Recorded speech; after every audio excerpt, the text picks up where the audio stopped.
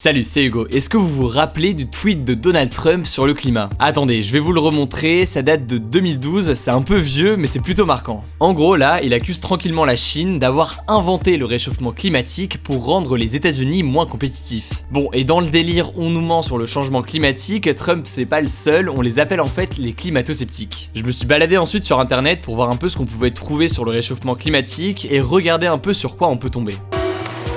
Partout, on vous répète sans le moindre doute que le changement climatique est le fait de l'homme. C'est un mensonge. Si on analyse le climat à l'échelle géologique, on n'accordera jamais au CO2 une influence aussi importante. Je pense que le concept du réchauffement climatique, c'est une sorte de religion. Bon, je vous épargne les longues heures de théorie, mais en gros c'est les mêmes arguments qui reviennent souvent. Et là aujourd'hui je vais essayer de reprendre les plus importants et vous expliquer pourquoi ces théories ne tiennent pas debout. Bon alors, on va prendre le premier argument des climato-sceptiques qui consiste à dire, en gros la météo ne change pas, il fait encore froid tous les ans, etc. Donc la planète ne se réchauffe pas. Bon, et cet argument vous l'avez sûrement entendu récemment, notamment à la télévision, dans l'heure des pros sur CNews. Plus de 75 ans, moins 1 degré hier à 3. Attention, sujet sensible. On ne rigole pas avec le réchauffement climatique. Il fait moins 3 degrés dans Paris, donc moi ça m'a amusé. Il fait pas bon.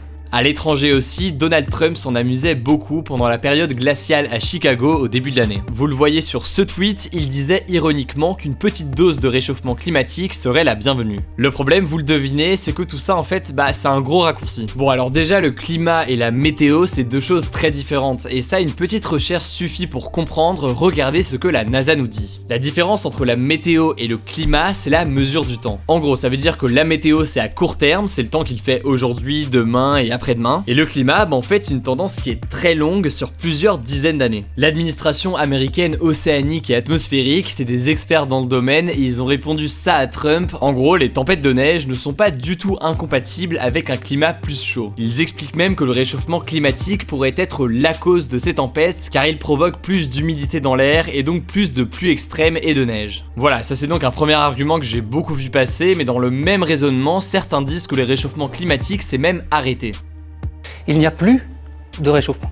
Sauf que là aussi, les climato-sceptiques, ils semblent oublier de prendre de la hauteur, parce que si sur une décennie le climat ne semble pas avoir évolué, et bien sur plusieurs décennies ça saute aux yeux. Regardez, ça c'est le graphique de Météo France, et on voit bien que chaque décennie est plus chaude que l'autre. Et regardez, attendez, la NASA a même fait une vidéo où on voit les zones trop chaudes se multiplier, difficile de nier ça.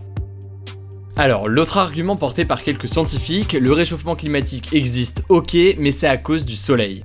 Il est intéressant de noter que l'activité du Soleil a augmenté durant les 100 dernières années. Cette augmentation de l'activité solaire coïncide très précisément avec les changements de température. Mais évidemment tout est faux, déjà parce que l'activité solaire n'a aucun lien avec le réchauffement climatique, et j'ai une autre preuve, le graphique de la NOAA. Là ce qu'on voit c'est donc la courbe de température de la planète, en haut et en bleu, qui augmente presque continuellement, et donc ce qu'on voit aussi c'est la courbe d'activité du soleil en bas à gauche qui fait des vagues. Vous le voyez, les deux courbes ne se ressemblent pas, et pour qu'on puisse déduire ne serait-ce qu'une corrélation, eh bien il aurait fallu que les courbes augmentent en même temps, or vous le voyez ce n'est pas le cas. Du coup leur objectif avec cet argument c'est quoi? Eh bien tout simplement d'accuser le soleil à la place des humains. Ouais je sais, ça fait très simpliste dit comme ça, mais si on écoute les climato-sceptiques, eh bien rien ne prouve la responsabilité humaine dans le réchauffement climatique. Sauf que la réalité c'est que les humains sont en très grande majorité responsables de ce qu'il se passe sur la planète. Depuis la révolution industrielle, la concentration du CO2 dans l'atmosphère augmente considérablement. Et là, eh bien c'est tout simplement l'Organisation météorologique mondiale qui le dit. Bon, et le quatrième argument des climato-sceptiques, eh bien c'est que tous les scientifiques ne sont pas d'accord. Depuis quelques minutes, là je vous parle de climato-sceptiques, mais au-delà de Donald Trump et de quelques anonymes, eh bien en fait ces climato-sceptiques ce sont des scientifiques. Et pour preuve, regardez ces extraits de vidéos. Benoît Ritaud, vous êtes mathématicien, maître de conférence à l'université Paris 13. Nous sommes heureux de recevoir aujourd'hui ici François Gervais, professeur émérite de l'université François Rabelais de Tours. Merci de l'invitation.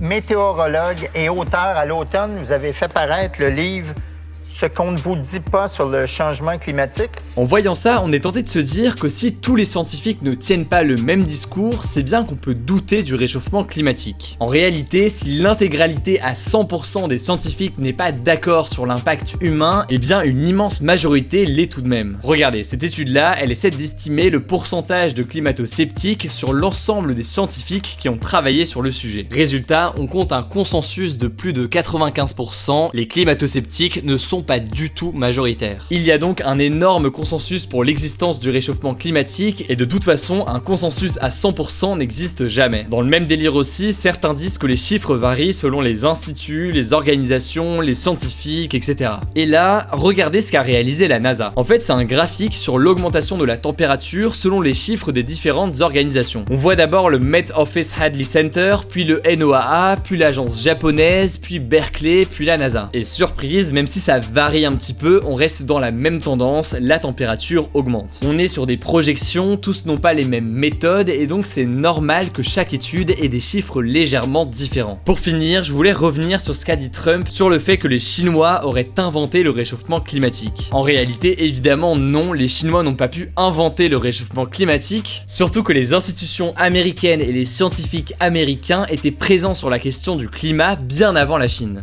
Et là, ce que vous voyez ici, c'est une timeline de l'American Institute of Physics, on voit bien l'implication américaine dès les premiers rapports. Bon, et je terminerai sur un dernier truc que j'avais gardé de côté. Ça, c'est une publicité publiée dans le New York Times encourageant Barack Obama en décembre 2009 à promouvoir un pacte mondial sur les changements climatiques en cours de négociation à Copenhague à l'époque. On y trouvait des belles phrases comme Protect our planet, Clean Energy Economy, etc. Et devinez qui on retrouve dans les signataires à l'époque? Eh bien Donald Trump, comme quoi.